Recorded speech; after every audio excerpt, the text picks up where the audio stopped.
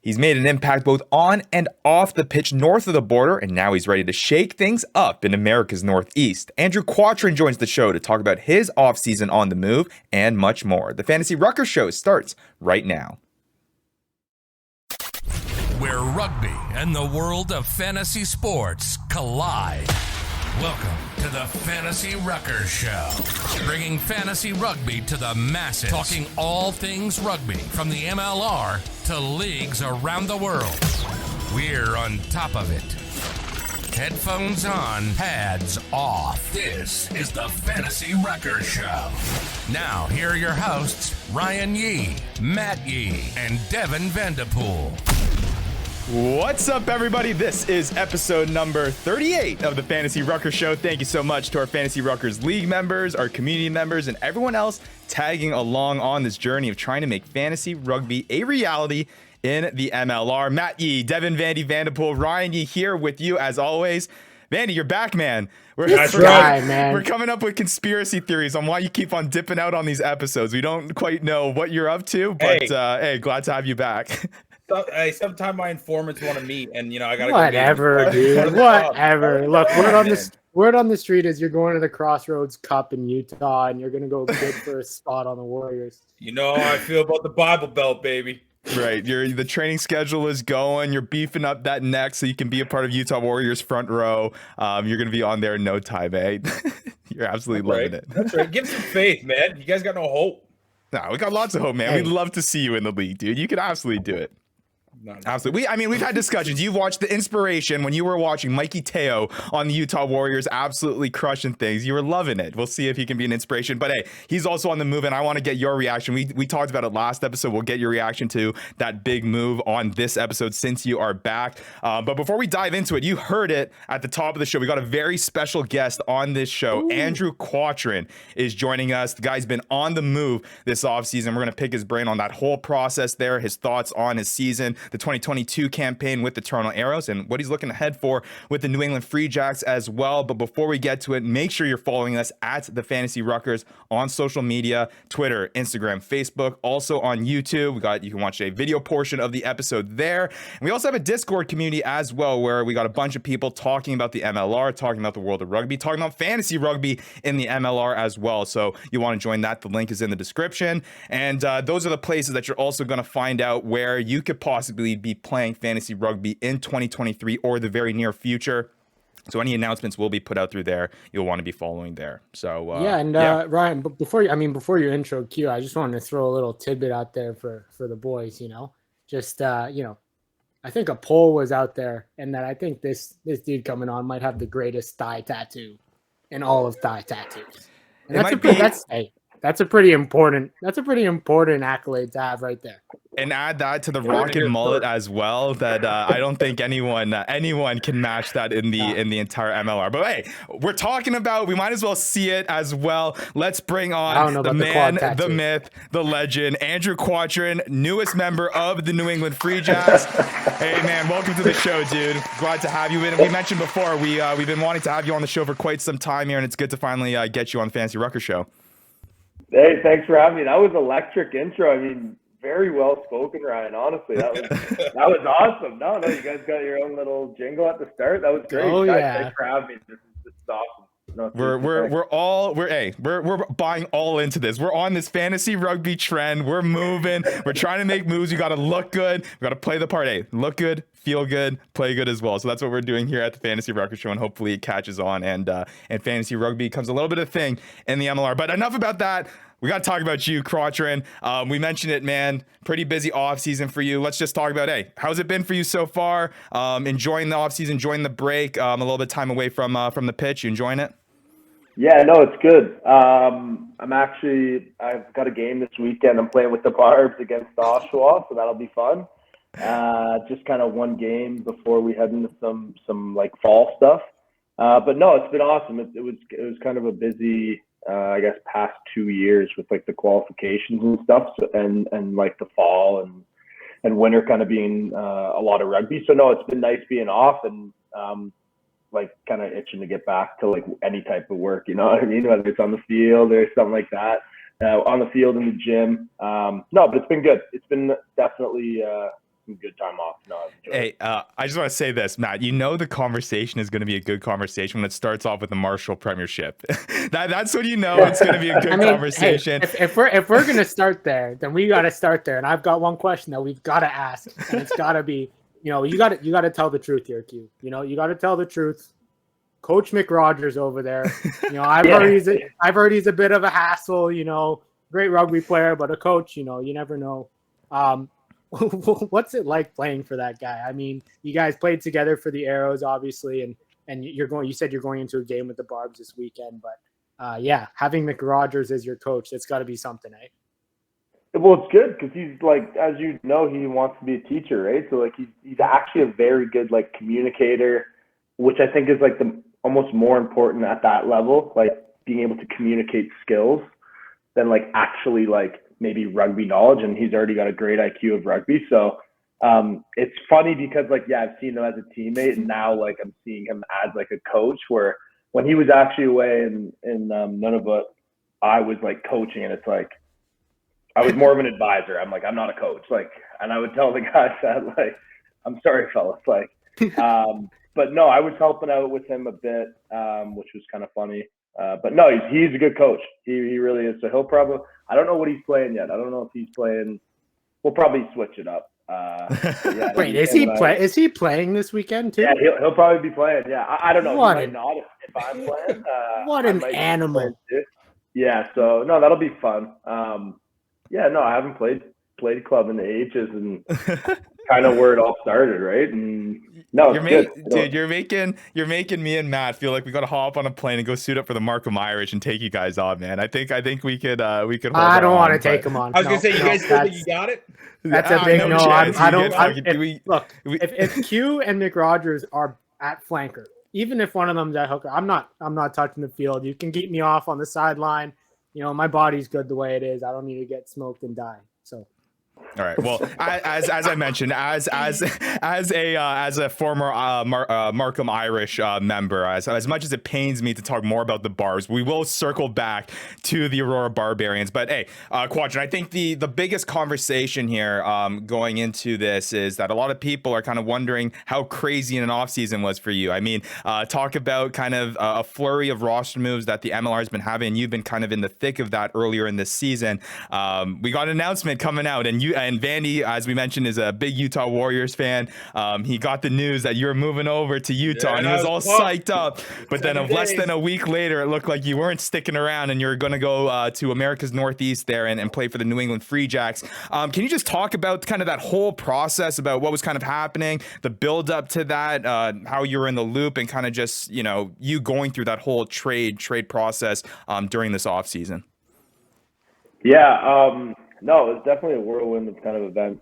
I'd kind of talked with Toronto and thought that a move might could benefit me, and just a change, an environment change, just could help benefit me. So then, I initially was traded to Utah, and kind of long story short, just ended up in New England after, which Utah is honestly a gorgeous place. Would have been just as great to play there, but New England is where I'm landed and kind of where I'm calling home, and no, really excited. Been nothing but professionalism from that organization in terms of just the facilities. I was down there a couple of weeks ago. Just the facility is crazy. Just pretty much everything you need, and kind of a home. Basically the focal points, the gym, and then kind of the art. There's some arteries that go out in other rooms and stuff, and then there's a players' lounge and meeting rooms, and it's just some place that you want to go and be that's home. So no, I'm super excited. It's pretty close to the field as well. So yeah, and it's a great sports city, and it's a gorgeous city in itself. So no, yeah, I'm really looking forward to it. Of course, it'll be tough to leave Toronto. I've been there for a while, and I think almost being kind of in the Ontario rugby scene for my whole life. I would say it's different up in Toronto because the Ontario rugby scene's so pretty tight knit, right? How we would have crossed paths. You know what I mean? It's yeah, it'll be tough because a lot of like fans are like also friends. So yeah, it'll be a tough transition, but you know, I'm really looking forward to it. Kind of full steam ahead, not really looking back. So yeah, it's gonna be awesome. Now, did Utah keep you in the loop, or they kind of keep you in the shade, and then boom, you're off on the move again? No, the process was kind of like I was kept in the loop with what was going on, which was like the transparency was great. So yeah, there was no like, oh, what's kind of going on. I was definitely kept in the loop. Like you're looking for somewhere to live, and then boom, never mind, you're in New England. Yeah. So no, that was good there, but yeah, like I vocalized, New England's it, and it just seems like a great place. So I honestly could not be more excited. I don't say that lightly at all. So I know that, and I remember when you got traded, I think guys like some teammates like Will Kelly were tweeting out that all, you know, and I think Cole even tweeted out as well that all this, you know, Q is worth way more than salary cap considerations. Have you thought about? That's what I was thinking too. Yeah, and that's what we were saying on the show too. Are you, you know, did you know that was coming back, and do you have any type of chip on your shoulder, kind of going like, oh, you know, like I think that you could have got more out of me because I'm worth way more than that at all? Yeah, I mean, I think at the end of the day, whatever I'm going to get dealt for, I'm going to get dealt for. You know. Yeah, like that, it is a good external motivation. I think more at this point, it's like I got to prove my worth. And now is it like, yeah, am I worth that? Or so? No, I think, yeah, I like kind of like the chip on your shoulder is a good expression. But I think it's more just proving that, hey, like whether or not it's a good deal or not. But I did see a lot of that, and I kind of like it was more so, yeah, like so. Yeah, I really don't know. How I feel. I definitely wasn't offended. But no, yeah, it's definitely like, all right, like got to prove my worth now and kind of show that I want to like kind of mean business with New England, and so no, it'll be good. Hey, just gotta stack those chips, man. Just gotta stack those chips. And last question before we move on from the trade stuff. I mean, rugby, it's still brand new here in North America, at least when it comes to a professional level, right? And I'm sure in your career, you know, coming up with the Barbs, coming up obviously playing at your Laurier days, and then obviously your Ontario Blues days, and things like that, and representing Canada and things like that. Trading is not something that is necessarily, you know, embedded within the framework of how rugby usually operates, right? So can you just was it a unique experience for you because it was like a first thing? Like, was it a weird kind of feeling of not having that control of where you're going to go next? You're kind of sitting and waiting there, not really sure of where you're going to be playing next season. You just know that it's going to be somewhere different. Yeah, it was definitely unique, I guess, because the whole contract situation is quite unique with the MLR, as opposed to like other leagues and whatnot. But I think at the time it was like, okay, that'll be cool. I'll be playing in like a new city, and because that was in August. That was like, you know, I guess it was only 4 weeks ago, 5-6 weeks ago. But I think as like, it's funny. I was just saying to one of my buddies, Ryan Gam. You guys would know Gammer. Yep. I was just saying to Gammer like how. It's getting colder in Toronto, and that like means like, okay, like rugby's coming up, and it's like, well, it's like I'm kind of getting my feels because it's like, well, I won't be here. So it's definitely coming sooner than later. And yeah, it was kind of the unknown of like, oh, like not sure where I'm going to end up, and kind of, so yeah, it was definitely a unique process. But as you guys have seen, like the trade wire, like it's happening with a lot of guys, right? Like. So no, it's definitely cool. Especially how, it's you don't see the trades a lot, like not going to get traded from Laurier to Western or anything like that. So, no, it's unique. And, I mean, just kind of lucky to be able to experience it, like be playing in the league, given an opportunity to play in the league and kind of experience it. So, hey, believe me, Q, we would have loved to have you at Western, man. We would have loved to have you at Western, especially in those days. We would have loved you to have there. But, go, Matt. Hey, you would have been a roommate, man. I mean, Ryan said last question on the trade and Free Jack stuff, but I kind of wanted to bring up. I know that there's a few Canadians over there at the Free Jacks. Have any of them, or did they reach out to you immediately when the trade kind of went through? And have you heard from guys like Larson and Do It and stuff like that? Yeah, so Larson's a good buddy of mine. So we probably keep in touch 3-4 times a week. So yeah, he was right on it. Like, congrats, man. And Fozzie, obviously a teammate of mine, with Canada too. So again, he was right on that. But a lot of good Canadian boys down there. Isaac Olson, like, quiet guy, but awesome guy. Jack Reeves. I haven't met Jack Reeves. Yeah, I mean, he's out in Gloucester right now. So yeah. So I'm not sure what's up there. But yeah, and there's another young flanker, I believe, Canadian eligible on the Free Jacks as well. And then yeah, so really looking forward to it. And then Connor Keys as well, just coming in after. Like, so no, it's super exciting. be right at home. Yeah, like, it's great to have those guys, and yeah, I think I'm not sure exactly how many of us that there are, but good company with those boys, and obviously hearing that the new guys are the other guy, like the other teammates, the international teammates are awesome guys too. So no, I can't wait for it. And you talk about weather as well. I mean, going to New England, man, at least there's that. You're still going to get that cold coming in. So that feel in your bones, that rugby season is coming, is still something you're going to feel when you're in the New England area. But before we talk about kind of your whole, what you're expecting here with the Free Jacks, we got to talk about your experience with the Toronto Arrows. Because, I mean, when you talk about the Arrows and that organization, you're one of the guys that comes first to mind. I mean, you're one of the kind of the original guys on that team. One of the I mean, we opened up with the mullet, man. You made an iconic image for yourself when you think of the Toronto Arrows. I'll leave it open-ended to start, man. Just overall, dude, the impact that the Arrows organization has had on your career, and kind of vice versa, how you feel about the Toronto Arrows organization in reflection now that you're kind of moving on from that whole chapter of your rugby career.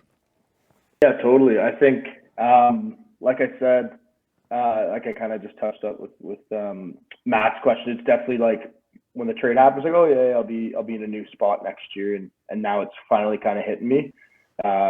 Like, you know, and I was getting pretty emotional and stuff thinking about it, because with, like, if it wasn't kind of Laurier rugby and then into the Ontario Blues, right, and then into the Ontario Arrows, I've kind of been along for the whole pathway, meeting like, well, playing with guys like Kalagaska, you know, Riley DiNardo on the Ontario Arrows, right? Paddy Lynott, guys that I played against in the OUA, and Pete Milazzo, like, so it's definitely kind of a unique situation.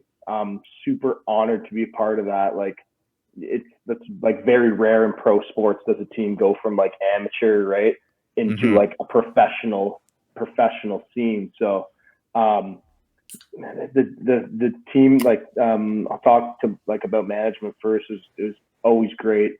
Looking out for the boys and stuff. What can we do to get better? Obviously, because we were once amateur with the Ontario Blues, and you're kind of growing as an organization. It's very unique. So management was always good looking after us. What can we do to get better? What can we do next season to improve? And when I think about like the boys, like, oh, like, just like, you know, like, yeah, it's like the memories I've made with those guys, like, you know, that like every single one of those guys will have like a seat at my dinner table if they ever need it, right? Like,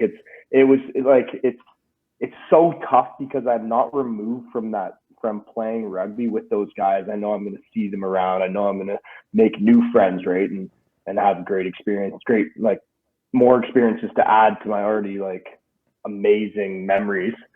But like, from the guys, I remember Sean Windsor, who used to play, he came in and for one of our jersey presentations and said, like, honestly, you guys are like living the dream.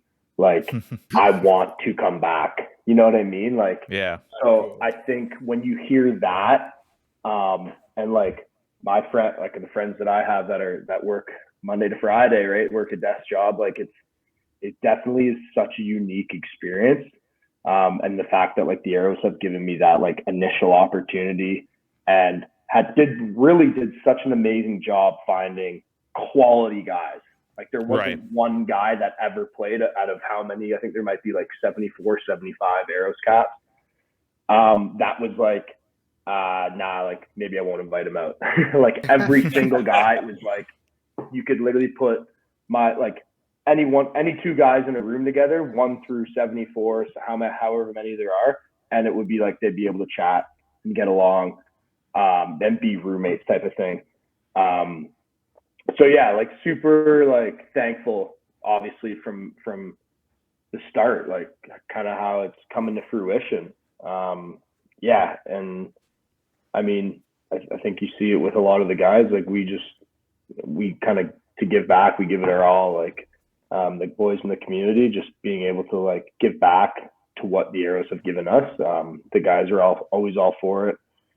And yeah, no, it's it'll be It'll probably be weird putting on different colors, eh? Yeah, man. You can tell you're like into the camaraderie of it, man. Like you can really see that. Yeah, I would probably have a lot more of an emotional response in 4 to 8 weeks from now. Yeah. So, but yeah, no, it's crazy. It is crazy. I love the guys. I love this organization. You'd really love to hear that, man. Like, there's nothing better than a team firing on all cylinders in the locker room. Like that's what makes a team. Like that, it makes it enjoyable even through like a tough loss. You know, you can just lean on the boys and just and pull through.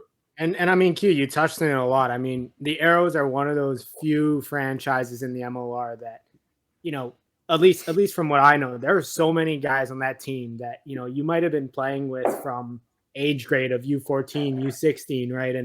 And they just pulled and pulled so much homegrown talent, and even pulled in, you know, like Marshall Premiership legends, guys like Mike Shep, like pulling guys in from that Ontario, like really making that a statement and saying, hey, we're going to pull guys that are homegrown. We're going to pull guys through our system. I think that just clearly makes it a bit harder to leave, but also, you know, just makes the franchise that much more special. And it's a great point too, Matt, before you go, is that you got a wide range of different kind of types of teams from I guess, historical standpoint in the MLR. You know what I mean? You got teams that haven't been in the league for as long. You talk about new teams like the Dallas Jackals who have just joined. You know, you had that kind of process where they're still brand new. You have teams that join the league and they ended up being powerhouses right from the get-go. You're talking about teams like the LA Guiltinis, which I know is a touchy subject right now. Yeah. But you talk with a team like that who brings in, you know, a bunch of former star players from overseas and really makes an impact in the league. And then you look at what Q is saying, like, look at the Arrows, who were literally a grassroots team that came from the amateur side of things and developed that core part of their organization and brought that with them to the professional level, which is really, really cool to see. So that's a great point. I didn't really think of it that way, but no, that's awesome. Yeah, and Q, you kind of touched on the community involvement as well, that the Arrows have always been on top, and I think that leads perfectly to the next question of kind of, you know, what it felt like to get the first ever Callaway Award, right? And yeah, I'd love to just hear your thoughts on receiving that and what the Arrows' impact was on receiving that award, because I mean that's just awesome, and to know it's somebody from Ontario, from the Arrows, it just makes it that much sweeter, even for us here. Yeah, no, thanks. Before I get to that, I was gonna look up, because I forget what I was looking at, but I was looking at the first ever like Ontario Arrows roster versus like the Glendale Raptors, and it's I remember the old logo. Yeah, it's actually like insane. You look at it, it's like Hank McQueen, who played for the Beach, was there. Rob Brower was at 1. Eric Howard was at 2. Number 3 was like Alex Forrest. Right, like it was crazy. It was Pat Parfrey was playing 10. Like it was, it really is awesome to see the kind of guys that come through. No, but touching on the Marcus Callaway Award, like what an honor. I remember because obviously we had a pretty close relationship with Atlanta in 2021 season, being down there, and. Yeah, like I was just looking at his resume when I was nominated for the award, along with another a guy on every other team, and it was crazy, like the amount of stuff that man did for the community. So like to have the opportunity to win that award is like such an honor, because I mean it was like, just looking at it, it was like scrolling. Like he did so much for the not only the rugby community, but the community in Marietta, Atlanta. So yeah, it was such an honor. I think the most important part about it for me was like, I kind of just had these ideas. I was their social and community engagement guy at the Arrows. So I kind of just had these ideas, and guys were like, you'd ask a room for help for some stuff. And it was just like hand up, everyone was putting hands up. And so I really kind of just had these ideas, and if it genuinely wasn't for the guys, I wouldn't have won the award. So I don't think my intentions or anyone's intentions was I'm going to do this for the award. I think it's special that the guy, like in rugby, I think it genuinely is special where everyone does like giving back, because it is a different game. I mean, we could sit here and talk about how different it is, right? But like even just with getting together with the other team after a game, kind of just develops that like sense of community. Right, you could be out at a bar anywhere or wherever, and if the guy played rugby, like you could chat with him for ages. So I think even just that, guys wanting to give back. Sorry, I'm rambling on here, but guys wanting to give back. This is good stuff. That's what it's about. Yeah, so guys wanted to give back. Like all the boys on the Arrows were on it. Like, yep, what can I do to help? So yeah, no, it was a great honor. And the league did an awesome job with the presentation. They flew myself, and I had a +1, so I brought Ronan Foley down, which was kind of fun. Yeah, and so no, it was a good weekend, and it was, I love how the +1, and you'd think it'd be like a significant other. I'm bringing the boys with me down to help me get this award. You said they all got a seat at the table, so obviously he's got to bring one of the boys down to New York as a +1, Exactly. And just before Matt, I know you have a question, Quattrin. You can go ahead too. For those of you who are listening who are maybe not aware of the Marcus Callaway Community Award, I would say it's something similar to, I guess, like the Walter Payton Man of the Year Award in the NFL, kind of just like an overall impact in the community. And just by going off the article here, Quattrin, it says you poured more than 100 hours into community involvement, and like what you're saying, inspiring a lot of your teammates to invest several hundred is more. So yeah, just completely deserving. But yeah, continue. Yeah, appreciate it. Yeah, I know, I was gonna say what an amazing man that's named after. So no, definitely an honor. It's great. And I mean, to get to a little bit of a lighter note, and well, I mean, that's a pretty awesome note. But to get to a little bit different, more on the field rather than off the field. We talked to Jack. I forget when, but like a month and a half ago. And we were talking to Jack about Cellini's 50th cap. Yeah. And he was on the pitch. I think you got subbed off, and he was on the pitch, and he goes, yeah. So we're at the back of the mall. Cellini's got the ball, and Jack essentially didn't take the ball from Cellini and let him score on his 50th cap.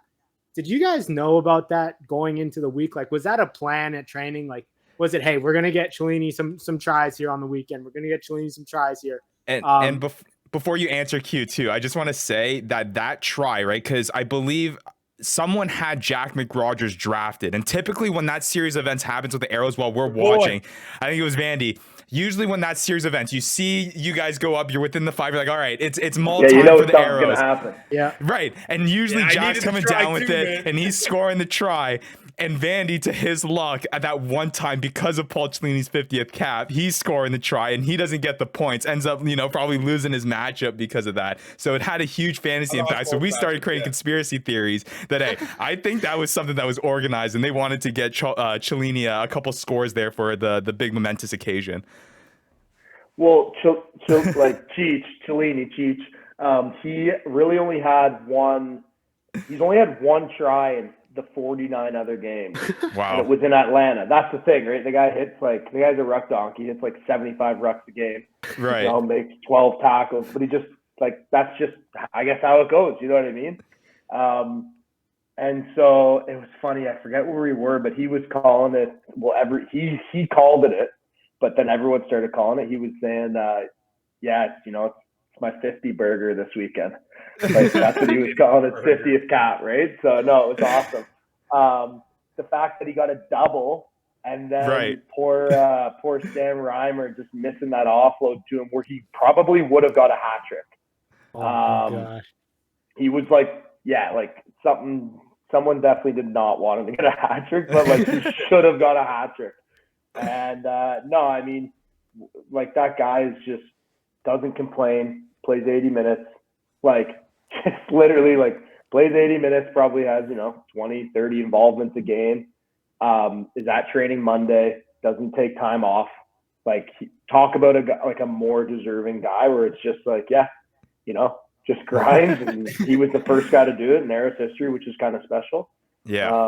So yeah, no, it's awesome. I'm happy for him, and I'm happy he got a double on the day. Like what a great experience for him. Oh yeah. I mean, when Jack told us that, and that he purposely did not take the ball from Cellini on that maul, we were like, we knew it. We knew it all along. We called it from the start. Yeah, you love to see it, but it was awesome. I mean, it just shows, I think, the gesture, and to come back to it, like just the boys in the room, exactly what you're talking about. Like that's just the little small things that you do for each other, just the little things, even in the heat of the moment. It's like, oh yeah, here, have this one, have this meat pie. This one's all yours.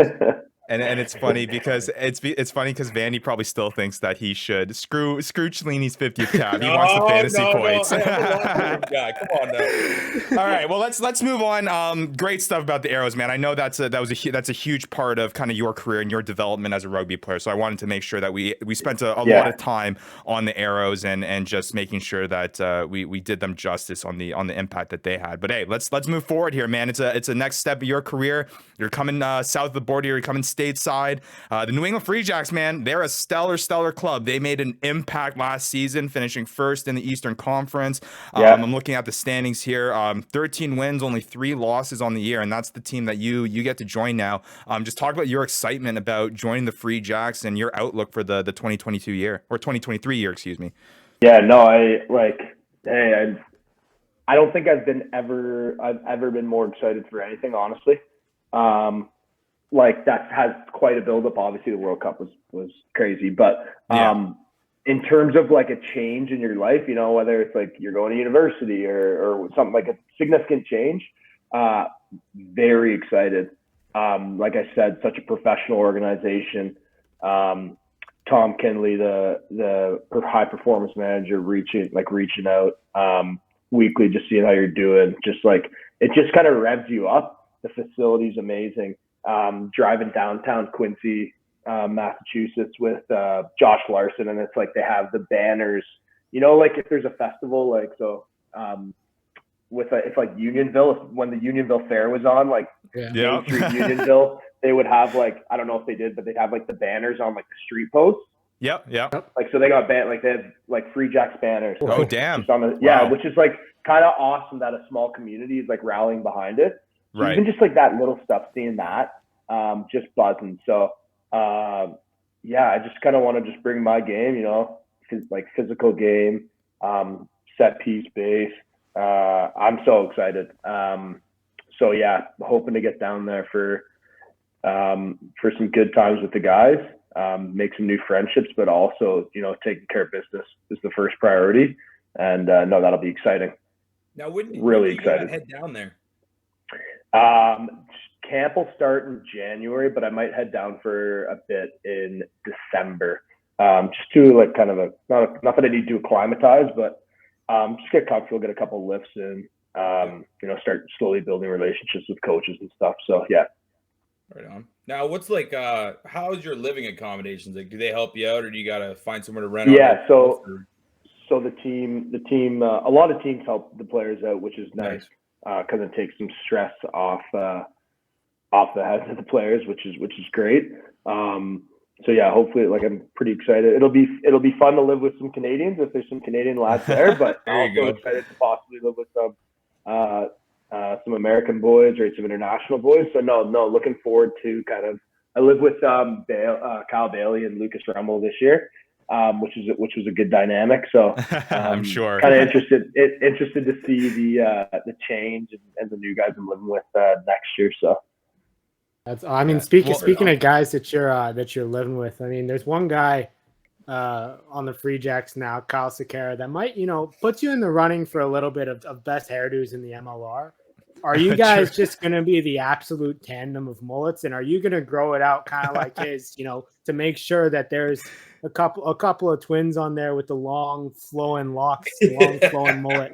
The eagle. No, the eagle's awesome. Right? It's like I'm slowly bringing it back, but I think he tops me. He kind of that's a guy like that I look at like it was what I aspired to do, where it was just like he has a mullet. It's not like he's trying to have a mullet, you know what I mean? Like the eagle like has a mullet. It's not some half-baked haircut, eh? Yeah, exactly. Like we're nowadays, I have almost got it going on, but now let's see the back. It's shave. It's like it's not too long, but it's coming. But you know what I mean? Like nowadays, work in progress. People are shaving this much hair, and it's like, I got a mullet. But like the eagle actually has a mullet. No, he's a great guy too. I met him when we were down there last year. But no, he's an awesome guy, and I think I might actually be living with him, which will be awesome. Now it's gonna be every day. It's like compare. It's like, how does mine look today? Yeah, this is looking better. Yeah, I'm looking forward to the day where I see a long flowing mullet flowing out of that scrum cap. Just flowing out the back and it looking good, flying in the wind while you're scoring. Dude, tries. I'm just feeling bad for the front row that needs to scrum up with Quattrin there with the mullet, man. It's just like get that crap out of here, dude.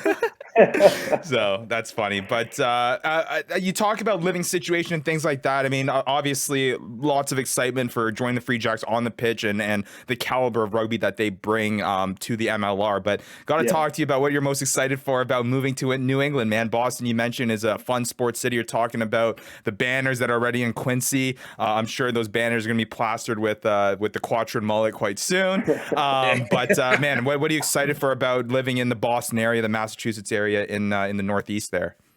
Yeah, I think rugby aside, I'm a big I like trying different types of foods and stuff. So I'm a really big I enjoy trying new foods and I'll try a certain amount, certain food, and I'll be like, I will never get anything else. Which is kind of bad. Yeah, and I've never had that, eh? So, no, I do like trying different foods and kind of finding my grocery store. I like cooking and stuff, so I'm kind of excited for that. Kind of finding something that's home down there. But yeah, no, I think just a great sports city. Which is kind of cool. I love basketball, like we were chatting about earlier. Love basketball. Pretty big hockey fan too. And maybe go to my first NFL game, possibly, because I've never been to an NFL game, like we were chatting about. Now, are you worried about the expectations of the fans? That's a pretty winning city over there. That is a winning city, including the Free Jacks. Yeah, including the Free Jacks. Yeah. So, for when we were down there, they had they do a certain type of event before every game. So one time they had après ski before the game, but it was I know it's after ski, but it was before the game. And so they've done a couple things like that where it's just very unique, and fans have been getting behind it. I chatted with the Jacks Rangers, the guys, they're super fans. They do a podcast as well. And they were saying people are down to get electric down there. So nice. That's awesome. I mean, that's all you can ask for a new league, right? Just like the Arrows fans, people are down to have a good time, which is awesome to see in such a young league. So no, I'm super excited. Definitely need to put string some wins together, right? To make the good first impression, right? That's right. That's right. Are you excited to kind of now? I know the Arrows for the first half of the season, the Arrows are usually away from home for, I think it's 6 weeks or something like that. Yeah. Are you kind of excited to not have to go through that and be able to be, play home games in the first half of the season and stuff like that? Yeah, honestly, it'll probably be like that as well, because we played. Their home opener was against the Arrows last year, where it actually snowed as well on St. Paddy's Day. So March 7th, I think it was on St. Paddy's Day. So March 17th.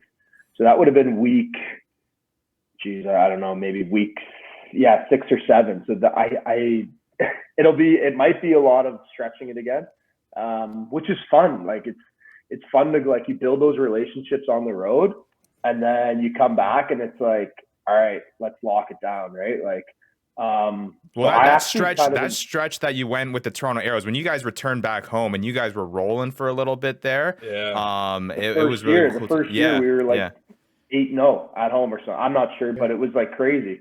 Yeah. Right. It was awesome. So no, it'll be exciting. It'll be a couple cold games. There's a snow game every year. It's bound to happen. Hey, you're used to it, man. You're used to it. It's nothing new to you. You like the cold games? Like when I hated them. I absolutely hated them. I hated cold games.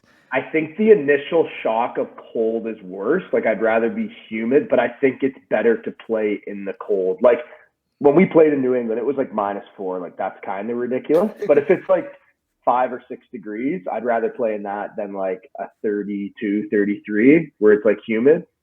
I think so. Spoken like a true forward right there. That's for sure. I'm a window open guy in the winter. So yeah. There we go. I expect nothing less from a man with that type of quad tattoo. So yeah. That's funny. All right. Well, hey, I'm super excited for you, man. We're really pumped up to see what you're going to do in New England, man. What you're going to be able to do in that offense that seemed to be so electric last year. It seemed like the New England Free Jacks were able to just create so many offensive opportunities, and really in a blink of an eye, you know, they already put up 3 tries on the board, and it's teams that are trying to catch up with this team. And you obviously some of those pieces have moved on. You're talking about players like Bodine Walker, who's gone overseas to Japan. You know, still not sure about his situation. But you know, it seems like the Free Jacks have stuff in place that it's gonna, you know, continue that, you know, high power level offense. It's gonna be cool to see you a part of that. And what we love here about high powered offenses as well is that it has usually means really good stuff for fantasy rugby, and we got to bring that conversation into this loop here. We had a little bit of a brief discussion before Quattrin about your kind of experience with playing fantasy sports. You said you dabbled in fantasy basketball. You're now starting to dabble in fantasy football as well. But when you hear the thought of potentially having fantasy rugby in the MLR, and guys are drafting Andrew Quattrin as their hooker in their starting lineup, and they're like, hey, I need this guy to perform this week. Exactly. What does that kind of come to your head, that now that you've experienced kind of other fantasy sports, and for you to have that opportunity to kind of be on the other end, and we're cheering for you? Yeah, I guess it's pressure, like, you know. You might lose some fans if you have a bad week, but no, I think it's definitely unique, right? Like you see everything, like on Red Zone, they're chatting about like, oh, he had a good fantasy day, you know what I mean? Like it's actually crazy. How much influence fantasy has, like, on sports. Like, I would be curious to see if like Red Zone was created because it's like fantasy, like guys are always on their phone, like you know what I mean? Like, so it's actually, I think it's an amazing idea. I think what you guys are doing is crazy. The fact that you're like putting in spreadsheets just shows how hard you're working on it. But no, that's super cool. I think it's also cool how, like, you know, offensively, if a guy's having an off game, he could still, I don't know your metrics, but he could, if like he's making tackles, like you're still getting points, you know what I mean? So I think it's both sides of the ball. It's kind of cool. Like one of my leagues, we have a defense for football, and then the other league doesn't. So no, it's cool. I like it. It's definitely very creative, and it's going to help build that. Like, I am now a football fan because of fantasy. Right. I don't that's exactly how I became a football fan too. It was legitimately fantasy. That's how and now a rugby fan. And now rugby fan, Vandy. Yeah, right. Exactly. And so now he's all in on the MLR. That's been the whole conversation that we've been having, Q, is that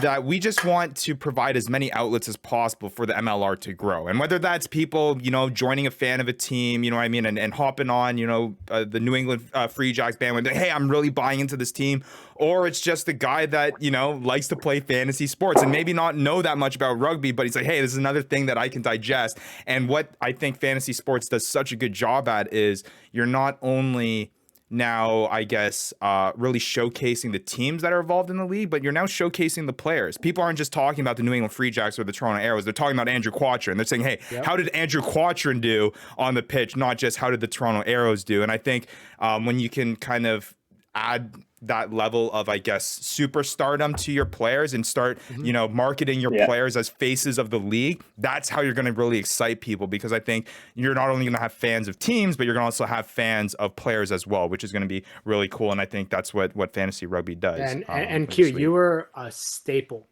of my team last year.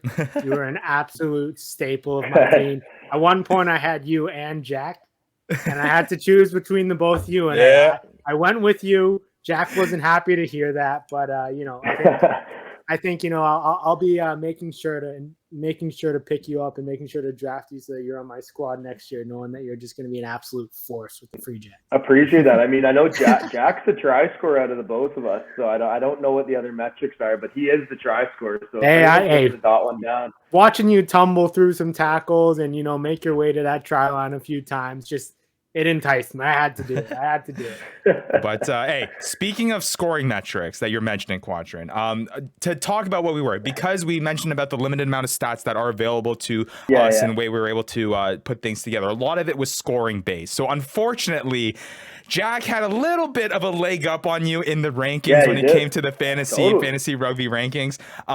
But we have been able to start of kind of integrate other stats that we've able to get our hands on through the MLR of the MLR. And we've been trying to experiment with ways to incorporate that. And last year we weren't able to add things like, breakdown steals, tackles, meters gained, things like that. And next year it's looking like we may be able to add something like that. So to make things fun here, Andrew, I'm going to reveal to you what your fantasy ranking was last year. All right, we're out of the entire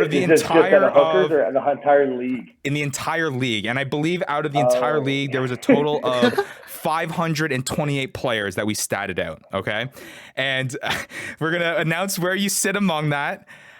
Mind you, again, no tackles in this, no breakdown steal, so a lot of that stuff that you're really good at might not be baked into this, but to your kind of, I guess, benefit, we were able to also stat out, including those tackles. So I'll reveal to you that ranking for you as well to make you feel a little bit better if that's the case. But where you sat in the 2022 fantasy rankings was a total of 183 out of 529. So yeah, you were like, top half there. You made a contribution, a total of, I believe, 16.4 fantasy points on the season, man. That's tough. So you got 5 for a try, right? You get 5 for a try. Yeah, exactly. So you get 5 for a try. You get some of the meters for the meters gained as well, and then and some things here and there. But yeah, I will say the stats are working against you, man. What you do on the field is not necessarily what fit with the Fantasy Ruckers League. I would, because I think I had I had the 5th most carries in the league, so that kind of hurt. I know this is something that we didn't incorporate, man. But hey, all right. Hey, quickly get to the better one. Quickly get to the better one. Yes, we'll get to the better one. We'll move on from this. We can't make Quattrin look too bad here. He's going to the Free Jacks. He's got to make a name for himself there. Where you sit though, when we add tackles to the rankings, you break the top 100, man. You're 88th in the league. So hey, we're moving up, and that might be something that we're incorporating next year. So a lot bigger of a fantasy impact when you add that stats. Is huge. Pretty crazy. I'm pretty certain I'm drafting next year, just to let you know. You're gonna be on the squad. So we've liked said that to everybody so far. Come on, don't expose me like that, Vandy. But the ranking is something that we love to kind of have fun with and reveal to you guys just to get your guys' reaction, because obviously our stats are not bulletproof, and they have obviously their holes and stuff like that based on the stuff that we can get our hands on. But it's fun to get the reaction from you. We've been able to reveal it to guys like Michael Smith, Andrew Coe, and kind of get their reaction. Hey, Mike Smith, he was one of the leading tacklers in the league, and that guy was probably lower than I was. Honestly. Exactly. Yeah. And it was funny because there was one try when we were talking to him about, I think he muffed it like on the 1 meter line or something. Yeah. So no, it was pretty funny. Hey, so hey, just more reason to stack those chips, Quattrin. You just got to keep stacking those chips, you know. And next season you'll be top 50 for sure. Exactly. And that's what we're here for, Quattrin. We're just here to provide you a little bit of extra motivation. You know what I mean? And when you finish, when you finish top 10 in our fantasy rankings next year, we'll say, hey, it was because we were able to nag him on there a little bit. Got real motivated after episode 38 of the Fantasy Ruckers Show. It all started there. That's what it was, episode 38. But really cool, man. I got to say, it's really eye-opening to hear and cool to hear about kind of the impact that the MLR as a whole has had on kind of your rugby career, and especially kind of specific organizations like the Toronto Arrows and the excitement that is to come with the New England Free Jacks, man. So we're just super excited for you, and we're going to be watching from afar. Really appreciate you taking the time to chat with us. We'd definitely love to have you on again. And chat more with you, especially during the season. We were able to, I know last year, we got Andrew Coe on, and I think right before he got injured in during his campaign, at one point after he had a 3-try game, I think one of the times, and it pushed him into the top 10 of our rankings. And it just happened that we had him on our show on that week, so he was pretty hyped up after that. And it's cool to follow you guys throughout the year and get your reaction on in real time about fantasy rugby in the MLR, and then also just with the growing league. It's really interesting to hear kind of how you guys are operating in a league that is still kind of trying to find its footing and its place within the professional sports scene in North America, because it's tough, man. You got a lot of competition with the amount of sports that are going on, and a lot of excitement in that sports world, especially down here in the States too. So hopefully we're really pushing for you guys to kind of keep making those moves, and you're a big part of that, Q. So we'd love to have you on. We'd love having you on, and we'll love to keep connected with you, dude. No, appreciate that. I think what you guys are doing is super important for the sport. So no, that's awesome. Thanks for what you're doing. I mean, I think guys that have podcasts like yourself, those guys are helping grow it as well. Because at the end of the day, the players just go on the field and play. Where it's you gentlemen, especially trying to make this fantasy thing go. That's huge. So no, I definitely tip my hat to you fellas for doing that. Appreciate it, dude. It's awesome. Appreciate it. And hey, keep on spreading the word about the Fantasy Ruckers, Q. If there's anyone that's on the New England Free Jacks or connections back with the Arrows, we'd love to chat with anyone who's part of the MLR. So hey, if anyone wants to come on and check in on their fantasy ranking, if people think that they got you beat or you want to beat them, hey, we're right here, man. We'll always give you guys the update. So you know where to find us. Appreciate it, man. Well, hey, Nah, appreciate it, man, and we'll talk to you soon, dude. Good luck if we don't talk to you when you move to New England, man. All the best. Awesome, guys. Thanks so much. Appreciate it. You have a good night. Yeah, see you, Q. All right, well, that was Andrew Quattrin, newest member of the New England Free Jacks. What an awesome conversation, man. Hey, yeah, man. Look, it sounds like, dude, I don't know if the MLR is listening, but Marcus Callaway, Man of the Year, just said that we're doing great things for the league. So they better pick us up, you know? Yeah. MLR, look, the players love us. You got to love us. Bring us on. Email us, fax us, mail us. Let's go. Exactly. Exactly. But man, just really cool to talk about kind of and hear the impact that these different people and different organizations have had on him. And obviously we've been meaning to have a discussion with him about that crazy offseason, and it sounds like everything was done pretty professionally, and ultimately it was just trying to find a new place, and we're excited what that new place may bring for Q in New England. And man, it's gonna be fun to see his kind of role in that high-powered offense. I know the New England Free Jacks, like we mentioned, are making a lot of moves, and they might not look like that same New England Free Jacks team that they put out last season, but nonetheless, though, to add Andrew Quattrin to that mix, it's only going to benefit what is already a very strong New England Free Jacks side. Oh yeah, whoa! I mean, what an interview! I mean, that went pretty long, but I love it. It was great conversation. Come on, get over it. Get over it. All right. Well, hey, let's move on here to the news and notes, guys. We have to mention a few roster moves and things like that were taking place this past week. I feel like every single week it just keeps on adding on and adding on as we get closer and closer to this 2023 year. There's only be more and more and more, and it feels like it's harder to keep track, but we're going to do our best to give you guys all the latest moves that are going to have an impact on the upcoming fantasy MLR year. Let's start off right off the top, and as I go through these guys, you just stop me if you think that there's a move here that we need to get into a little bit more depth about. Let's start with this the Seattle Seawolves trade to San Diego. Sean McNulty is moving on from the Seattle Seawolves after being there for less than a year. He was traded in the middle of last season from the Guillotines, was it traded or did he get released? He might have got released and then signed with the Seattle Seawolves. I think he got released. And then I think it might have been, I think it was released, signed with the Seawolves, and now he finds himself moving on to San Diego in exchange for Ben Mitchell. Anything here, guys, from a fantasy perspective?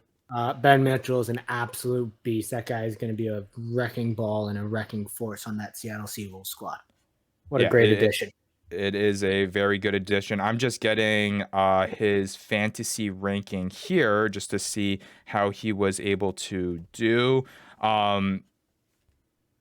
Ben Mitchell, not as much of a fantasy impactor I believe 90th in the rankings with a total of 31 fantasy points. So he was definitely someone that you would put out there in your starting lineup. We'll see how that changes when he moves on to Seattle, who obviously has an act for really, really utilizing that forward pack that we saw last year. And we'll see what Sean McNulty does with San Diego. Obviously, he's still trying to find his footing. When he was the starting hooker on the Guillotines, was a very, very, very good, viable fantasy option. We'll have to see whether or not he gets that same starting role when it comes to San Diego. Anything else there that we need to touch on? Oh, there's so much to get into. Let's keep it moving. I know, we'll keep it moving.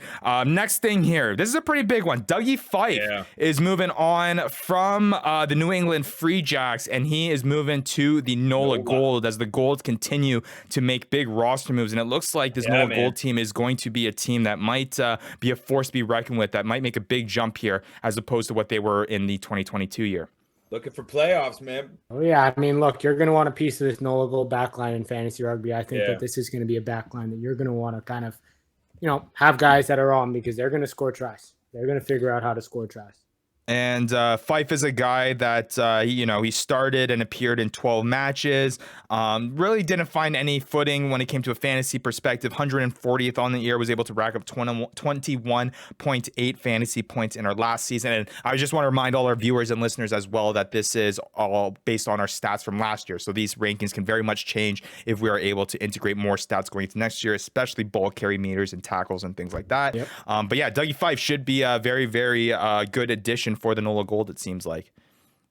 Oh yeah, should be a good one. I'm really excited to see how that back line goes. Yeah, absolutely. And moving on here, we got to talk about Old Glory DC. They signed Argentinian fly half Tito, Diaz, Bonilla. Wow, this is just a name we're gonna have fun with this year, man. Yeah, I'm gonna have fun with this one. Hey, Tito. Yeah, this is a guy that I'm trying to see where he came from. Obviously, he has Argentinian international I think he also played caps. for the Jaguares as well. I mean, when they were a team in Super Rugby, and I think this is just awesome to hear for Old Glory DC. I think it'll be awesome for Mike DeBoulis as well. We'll see kind of his development as well as a young guy and bringing in some international experience. It'll be awesome. I think he's going to be a great fantasy pickup too. Those Argentinians, they know how to play. They know how to score tries as well. And I mean, that pairing, you talk about a pairing between Danny Tusitala now and now Tito, Diaz, Bonilla. It's going to be a very, very fun tandem to watch. And hey, maybe like you mentioned, Matt, there'll be quite a bit of fantasy points to be had there. Moving on here, Toronto Arrows signed Englishman Mitch Eadie, back rower from overseas. They're playing in the Premiership. He was appearing for the Bristol Bears at that number 8 and flanker position. Pretty nuts, man. Arrows once again making a big move here and adding a player that has a whole lot of professional rugby experience. I think this move for me, and it's not to talk about the Arrows at all, but in the Arrows perspective, I mean, think about how many back rows they have. This is going to be a crazy back row room. Just a ton of experience, a ton of quality there. But think for me that this is just kind of talking. This is the second guy and just this year that we've had that has over 100 caps in the Premiership, over 100 caps overseas, that's coming over and wanting to play for the MLR. We talk about Joel Hodgson for the Utah Warriors, for your boys, Vandy. Now we're seeing Mitch Eady here play for the Arrows. I mean, we're seeing these guys actually show interest in wanting to come to the MLR, wanting to help not only grow the game, but also understand that, hey, it's quality rugby here, that they're going to be able to be competitive and be able to kind of, keep it going and also help it in the macro level of growing North American rugby as well. So it's awesome to see. And I think I posted in the Discord, but this is just growing that pool and that depth of talent that we're going to be able to choose from once the draft comes around. Yeah, no, it's been really, really cool, man. I don't know if it feels like it's more than last offseason, but it just feels like there's been a whole flurry of roster moves this year that it hasn't felt the same. And it feels like there's this turn of the tide that's almost feeling that there is this wave that people are picking up, at least from an international level, that, hey, maybe the MLR is something that is not a joke here, and that is something that we should join. Let's move on here. I want to go before I get Vandy's reaction here, because obviously that's the thing that we teased at the top. I want to go through all of the other roster moves and the quick little re-signings that happened, just to keep everyone posted. As of late, the most recent one, the Utah Warriors have re-signed Yuri Van Buren for the 2023 year. So Vanny, that's a pretty big re-signing for you guys, as a guy that played in all 16 matches in 2022, a tackle success rate of 83% almost, and from a fantasy perspective, he was right up there, in the top 170 there with 19.1 fantasy points. So occasionally could be relied on to get you those few points here and there. So Yuri Van Buren staying with the Utah Warriors, and then with the help of our friend James Dealey, the runner of MLR Stats. You can find him on Twitter at JamDelay, and also on Instagram at MLR Stats. He's kindly put a nice little MLR player moves weekly update, so I'm just going to roll through it quickly. Jack Cascaro, Mike Dabulis, William Talatana, all returning to Old Glory DC. Saya Uhila, he's also returning to the Utah Warriors. Isaac Ross is moving from the Gilgronis to the San Diego Legion, second rower. So that's also an interesting move there. Luke Campbell is going from the Turbos, coming back from overseas, over to the NOLA Gold. We mentioned Brad Tucker's roster move last week. Kyle Sakara, Paula Bellicana, they're staying with the New England Free Jacks. Aaron Matthews re-signing with the NOLA Gold. And I think that is all of them. Whew. But yeah, I mean, we touched on some of those last show too, but yeah, lots of re-signings there. Lots of re-signings. I got to hear Vandy's thoughts on this. We got to hear it. Yeah, so we mentioned it last episode, and we're only re-mentioning it here in the news and notes section because we got to get our in-house Utah Warriors fan a thought on the guy that we talked about so much throughout the year, and so much of an inspiration for Vandy's thoughts and inklings of potentially making a run here, of joining and playing a little bit of rugby and strapping on the cleats. Basically looks like this guy when he puts on his Utah Warriors jersey that he got from Steven in our fantasy league. But yeah, Mikey Teo moving on from the Utah Warriors, going back to the San Diego Legion. The Legion, Matt and I talked about it last week, Vandy, that is the team that he was able to get the MVP win on a few years back. That's where he really made his mark in the MLR. Didn't quite get to that same level when he came over to Utah. Obviously, he was a guy that you had a high affinity with when you started first cheering with the team. But hey, reaction, Vandy, that Mikey Teo is no longer in the mountains of Utah. You feel like something's got to be brewing here, because we're trading a lot for these salary cap considerations. And that's why you guys have made moves, man. The Utah Warriors have made moves. I don't know. I don't know too much about Dirtinger, but Mikey Teo, I heard a lot about him. He started performing better in the second half of the year, but he kind of didn't look too great. I seen something that they said he might actually play center for San Diego Legion. Like he might be. That's what Matthew was saying. That was from me. You heard it from me. Yeah, that was who you heard it from. All right. Matt said, what a center line. If you have Mikey Teo and Ma'ananu coming down on you, that's a whole lot of body that's coming at you that I don't want to deal with. That's a whole lot of body moving too. But I don't know. Like I heard something about this Connor Burns guy, and he's kind of been developing into something more like for us. And then we got Hodgson at 10 now.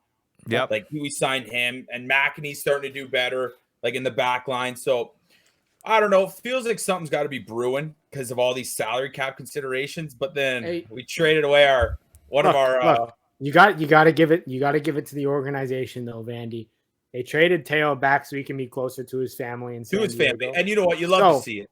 You love to see it. Hey, I was telling Ryan, that just shows the absolute class of an organization that the Warriors are and that you're cheering for. I don't know if it aligns with the class of a guy you are, but there might be a little more classy. Oh but my hey, God. Well, what some of my insiders are telling me is we're really just trying to help San Diego with the world record.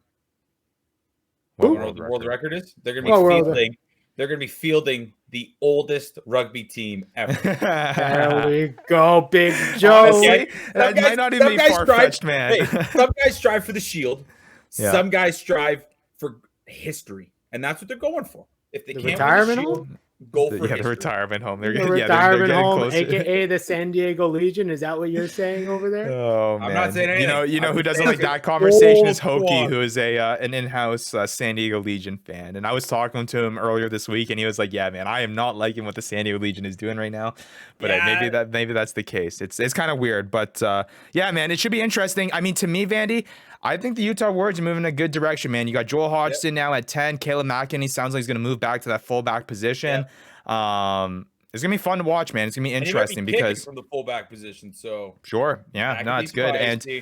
And you can, and then for you guys listening, you guys can tune back to last episode where Matt kind of did an in-depth breakdown of Joel Hodgson and the impact that he thinks that he's going to have on the Utah Warriors. But to put it short, it's should be a pretty big impact that he'll be having from that distributing position. So we'll see. But we're excited over here. Hey, yeah, we're excited in the Bible Belt these days. Very, very, very excited. It's going to be interesting in the 2023 year for the Utah Warriors, that's for sure. But hey, pretty good episode today, guys, man. A great conversation with Andrew Quattrin and a whole lot of roster moves that continue to keep things interesting this MLR offseason, man. The MLR year cannot come soon enough because it sounds like there's going to be a whole lot going on. I can't wait for us to make playoffs, take the Shield, take the league by surprise. McEnany finishes top 3. See, that's not what I wanted to hear. I thought you were going to be talking about this little jersey back here. That's what I was going to say. I was exactly, like, hey, that you wanted to be taking that shield. back, not the Shield. I'm thinking about the jersey. I'm thinking about that toilet bowl championship that I'm going to take back. Right here. There we go. You heard it here first. Vandy does not agree. All right, but I think it's time to leave it. I live rent-free in Matt's head.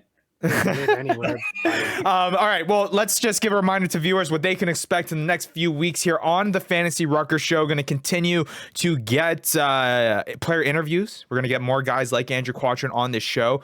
We might have another 2022 draft class member join the show very soon. A top 5 pick, in fact, maybe join the show. So you'll want to be looking out on the Fantasy Ruckers socials for who that might be join the show. And we'll talk to him just like we've been talking to our past 2022 draft class guests, Owen Rudden and Callie Calixto, about their whole draft experience and what they expect joining the MLR. And on top of all of that, the stats keep on coming, man. We have been spending the past few weeks of integrating what we think may be possible to add to the 2023 fantasy rugby year. And the next episode that we deep dive into these stats, we're putting it all together, baby. We're putting the tackles, we're putting the breakdowns, we're putting all of it all in one and seeing how that affects the rankings and seeing how that changes both Matt and Devin's opinion on the way you need to approach the fantasy year, how you should draft the fantasy year, what players you should look out in that year or in the year if those are the stats that we are going with. It's going to be a lot of fun. It might be we keep on saying it, but it might be the MLR offseason, but it surely doesn't feel like it because fantasy rugby in the MLR is definitely keeping things going and keeping things interesting. That's for sure. Oh, yeah, it sure is. And I can't Making moves.